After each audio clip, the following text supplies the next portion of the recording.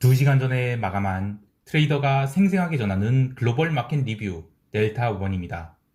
나스닥이 드디어 신고가에 근접했다가 밀렸는데요. 테슬라에 이어 엔비디아 같은 게 신고가를 강하게 돌파시키면서 지수를 또 당겼습니다. 하지만 결국 윗골이 달린 작은 음봉으로 마감을 했는데 시장 이제 다 온 걸까요?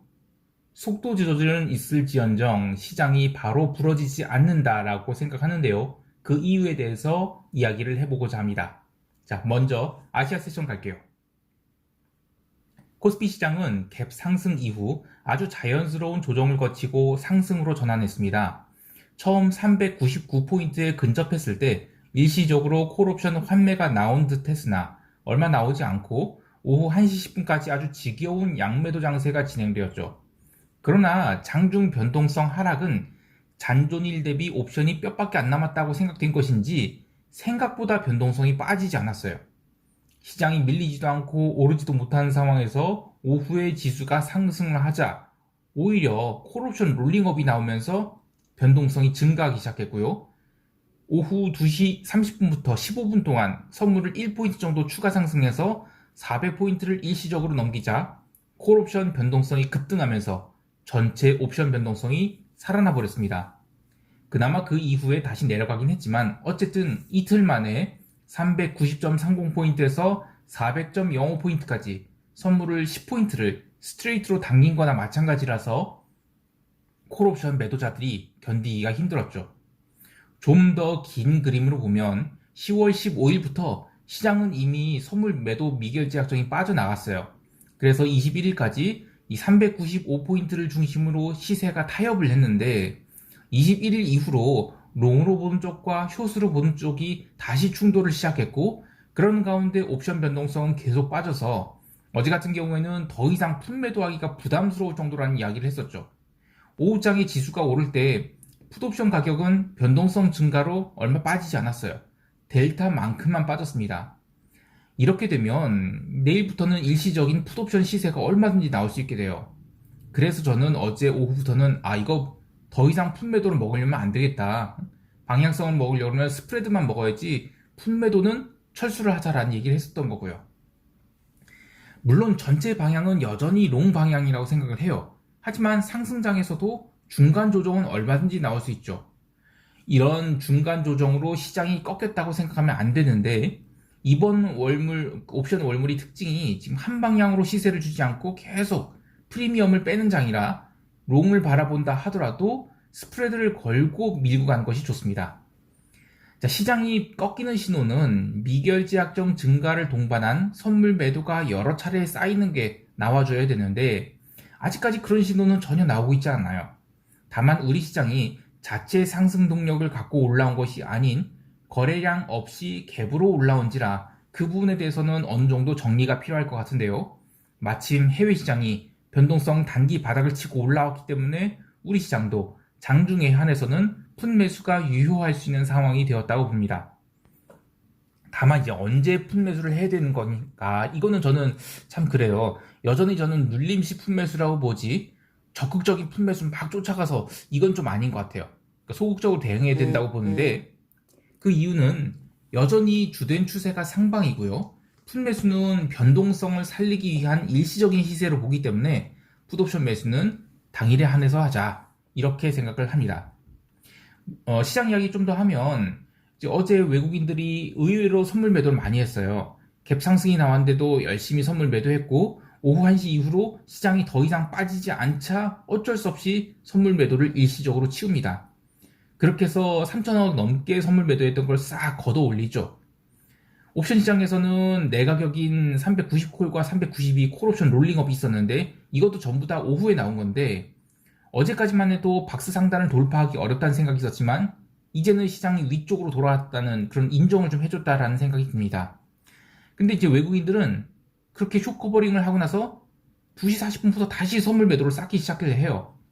그래서 외국인들이 선물 매도 그리고 누적된 풋옵션 매수 이런 것은 시장이 좀 찜찜한 부분이고 이런 것들이 변동성을 더 이상 하락시키지 않는 요인이 아닌가라는 생각을 합니다. 자, 시장 대응 전략은 이따가 총평 때 이야기하기로 하고 이제 유럽 세션 갈게요. 유럽 증시는 박스 상단을 돌파해서 점진적인 상승을 이어나갔습니다.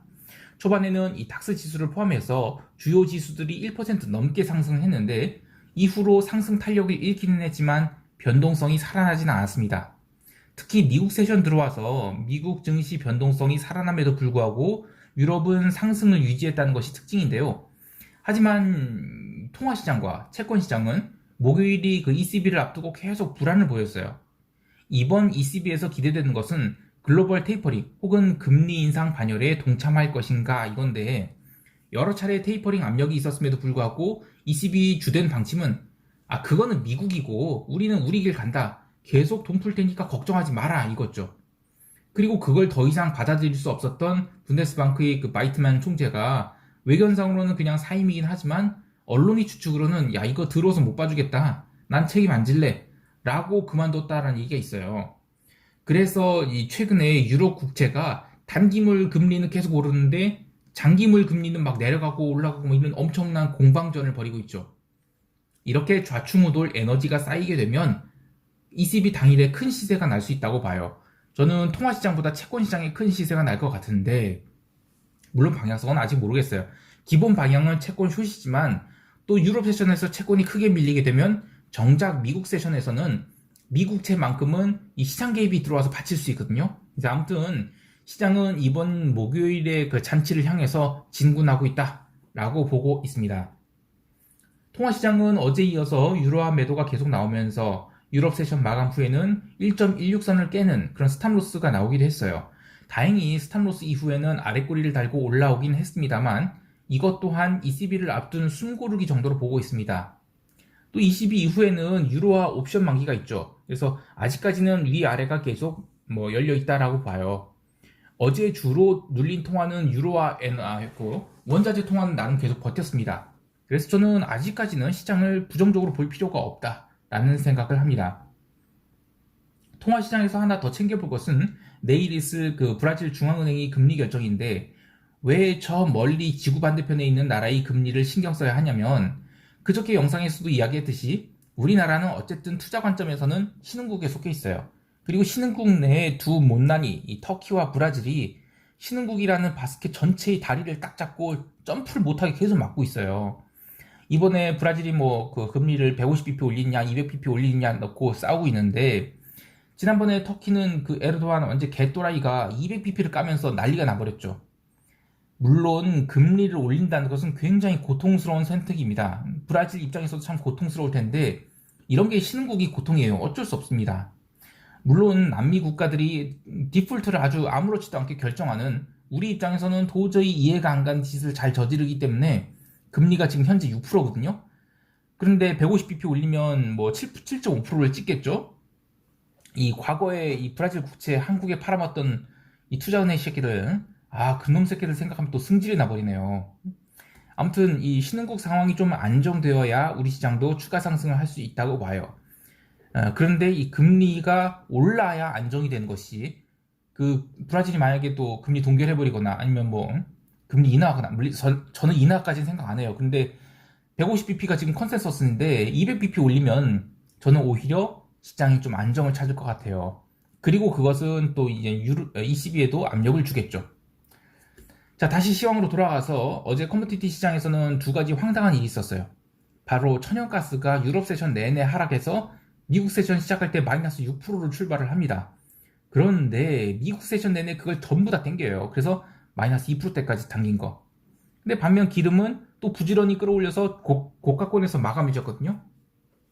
이 사우디 아람코 CEO가 전 세계 원유 공급 능력이 가파르게 감소 중이라는 얘기를 해요. 그러면서 계속 올라왔는데 미국의 셰일 업체도 지금 기름 올랐다고 해서 오일 리그를 막 땡겨와서 생산을 늘릴 수 있는 게 아니라는 주장도 있습니다. 어쨌든 계속 강세 뷰가 나오고 있어요. 근데 내일 원유 재고 발표 있죠. 그래서 재고 발표 확인하고 방향성을 봐도 되지 않을까 해요. 기본적으로는 기름 시장에 계속 롱 관점 보고 있습니다. 자, 그리고 어제는 골드 옵션 만기였어요. 미국 세션 시작 1시간 전, 그러니까 한국 시간으로 밤 9시 한 20분쯤에 난데없이 골드 매도가 쏟아지기 시작해서 일시적으로 풋옵션 시세를 400% 이상 내기도 했습니다. 하지만 저점 1783달러 찍고 나서 한 방에 1795달러까지 반등을 시켜요. 그러면서 올랐던 풋옵션들을 죄다 휴지로 만들어버립니다.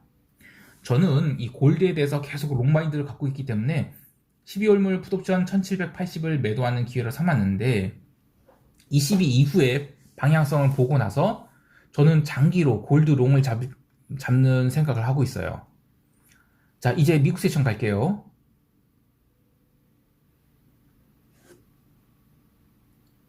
어제 미국 세션은 엔비디아의 하루였다고 할 수 있는데 엔비디아도 갭상승을 하면서 아주 미친듯이 폭등을 했습니다. 그런데 어제 엔비디아나 테슬라나 참 뭐랄까 아주 씁쓸한 상승이었다고 봐요. 이번에 미국 시장의 상승 테마가 이 숏 커버링이라는 이야기를 했었는데 두 종목 모두 시가총액 상위 종목들이거든요. 근데 아주 묘하게 신고가를 강하게 갭으로 뚫고 강력한 장대 양봉을 뽑는 모습을 하고 있죠.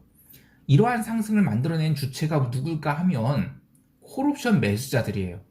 어제 제가 멤버십 회원들께 공유드린 이 테슬라와 엔비디아의 옵션 테이블을 보면 내재 변동성이 50포인트에 가깝게 형성되어 있어요.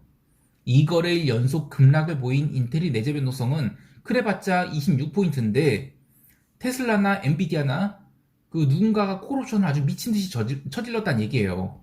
과거에는 옵션이 시세를 만드는 경우가 얼마 없었는데 언젠가부터 미국도 이런 대형주에 옵션 매매자들이 사고를 치고 있어서 야, 이거 자본주의가 뭔가라는 생각을 하게 됩니다. 근데 이런 거는 생각 않고 뭐 테슬라는 AI 회사라느니 무슨 리얼 옵션이라느니 그런 침바른 소리 하고 있는 사람들 생각하면 참 그래요. 사실 어느 때나 시세가 날 때는 논리가 있습니다. 그러나 나중에 그것이 탐욕이었다는 것이 증명되면 우리가 왜 그때 그런 미련한 논리를 펼쳤을까 자책을 하게 되고 또 반대로 시세가 이어지게 되면 어깨에 뽕이 차고 그걸 계속 추격하는 사람들에게 설거지를 하게 되죠. 그래도 미국 시장만큼은 밸류에이션을 정확하게 준다고 생각한 사람들이 있는데 사실 저도 그렇게 생각했어요. 그런데 요즘 미국 시장 돌아가는 거 보면 아 이거 탐욕이 가득 차 있다는 생각밖에 안 들어요. 계속 시장 이야기를 하면 장 초반에 미국 시장은 변동성이 크게 빠진 채 출발을 했는데요.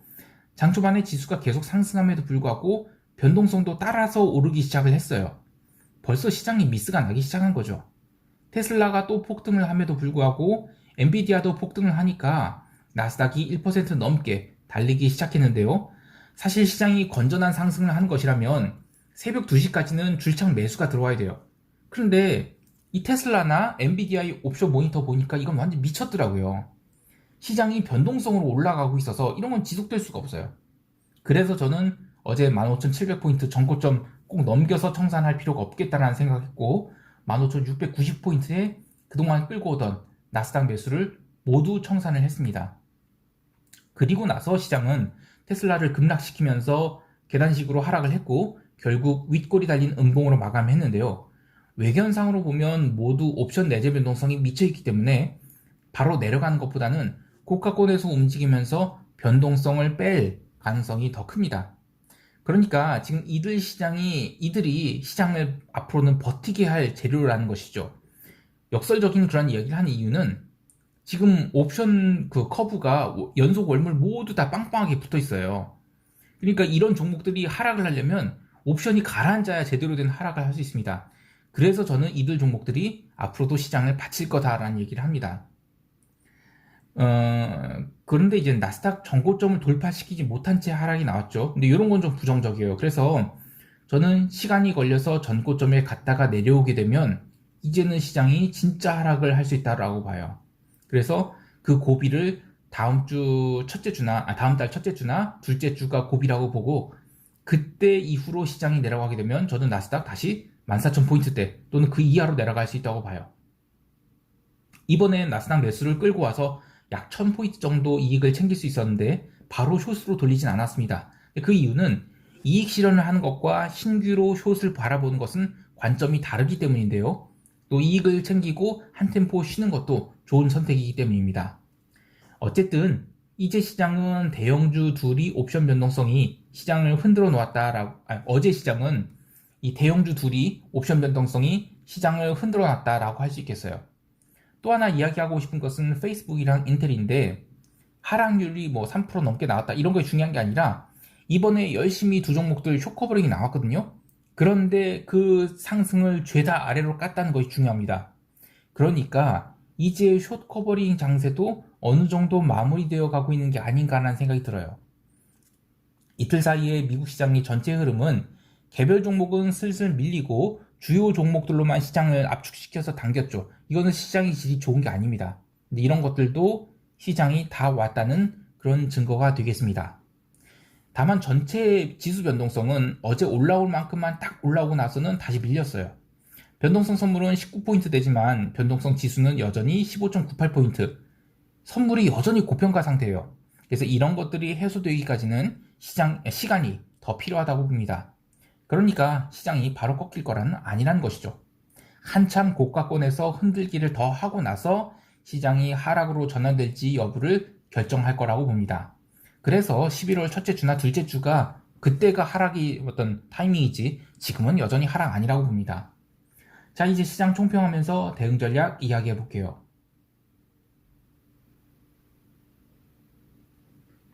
처음으로 미국 시장이 의미 있는 조정을 보였어요. 하지만 윗꼬리가 길 뿐 대형 음봉이 떨어진 것은 아니기 때문에 우리 시장은 초반 갭다운은 얼마 되지 않을 수 있어요. 오히려 갭다운이 크면 빠른 매수가 들어올 수도 있다고 봅니다. 다만 한 가지 부정적인 것은 어제 중화권 주식들이 미국 세션에서 제법 세게 밀렸거든요. 마침 홍콩 시장도 딱 조정을 주기 좋은 자리라 이거는 우리 시장에 분명 영향이 있을 거라고 봐요. 또한 우리 시장도 지금 변동성이 바닥을 친 상황이라 신규로 콜 매도나 풋 매도로 방향성을 쫓아가기보다는 옵션 매수를 하는 것이 더 유리할 수 있다고 봅니다. 다만 전체 추세는 상승 방향으로 봐요. 그래서 장중 조정이 나오는 것은 풋 매수를 최대한 싸게 잡는 것, 그리고 당일에 한해서 청산하는 것, 이런 것들이 관건이고 아직 풋 옵션을 싸게 샀다고 해서 1박 2일 이렇게 가져갈 때는 아니라고 보고 있습니다. 해외 시장에 대해서는 여전히 기존 뷰 유지하고 있습니다. 하지만 기름은 이제 조금 조심해야 될 것 같은데 원유 재고 발표 이후 눌림이 나오면 이번 주에 또 세게 눌릴 수도 있거든요. 그래서 재고 발표와 함께 1.5%가 넘게 밀리면 일단 기름 롱 포지션들은 철수했다가 다시 생각하는 것이 좋겠습니다. 그 외에 골드는 계속 풋옵션 매도 대응을 할 생각이고 그래서 상방을 바라보겠습니다. 유로화는 하루 정도 더 기다려서 ECB 보고 롱을 추가할지 결정하도록 하겠습니다. 자, 오늘 하루도 성공 투자하시고요. 이상 델타원이었습니다. 감사합니다.